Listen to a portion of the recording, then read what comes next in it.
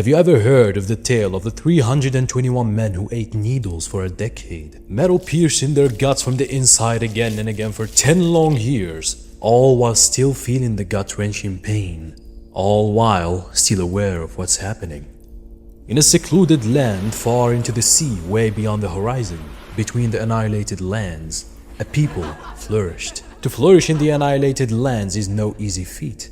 A land in which even time is dead, a phenomenon known as the freezing, was the only foreseen outcome. For the frozen, they were still living, stuck in a moment awaiting the next, unaware that no such thing exists. Yet with the sheer will of one man, Dr. Volta, a few of the frozen were able to experience it, and the next, and the next.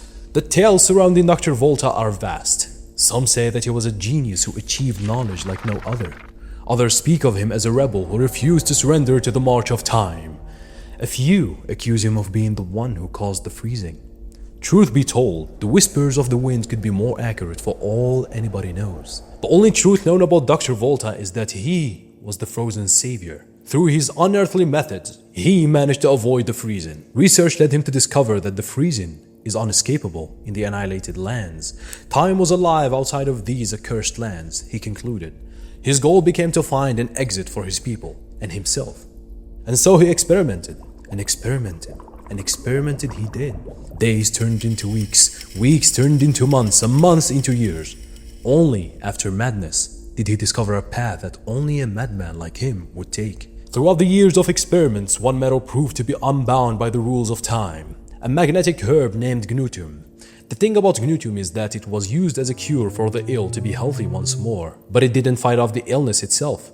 It simply stopped its flow of time, making it ineffective and vulnerable for the body to finish it off. Blood scrambled around the room as the wall was faced with Dr. Volta's wrathful headbutts, for he was disappointed with himself as a doctor for forgetting the basics. A while went by and he snapped back to reality, only to see a part of his skull stabbing his brains. The wounds were fatal, and he quickly realized that the process of death was also frozen. Between the tragedy of his injury and the advancement he just made, he came up with an idea. If Gnutium is to be reversed and modified to treat the body as an illness, then the return of time's flow is imminent. Only then we could escape these accursed lands. And so he worked, and he succeeded. Yet after all this time, he was faced with a problem.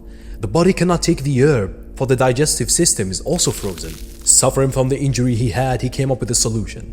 To solidify the herb into needles, then use them to stab every single organ in the body, then consume smaller ones after the return of the sense of time to the body to keep the body moving.